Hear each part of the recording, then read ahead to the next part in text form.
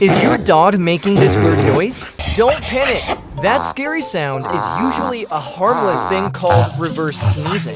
It looks alarming, but it's often caused by excitement, allergies, or irritation in the throat. Here's how to help them stop. Stay calm. Dogs often stop once they relax. Gently rub the throat. Massage their throat in a downward motion. Briefly cover their nostrils. This encourages them to swallow and stop the episode. Calm voice or stroking. Talk gently or stroke their back to soothe them. If episodes are frequent or last longer than a minute, talk to your vet. Save this for next time your dog reverse sneezes. And don't forget to subscribe for more dog tips.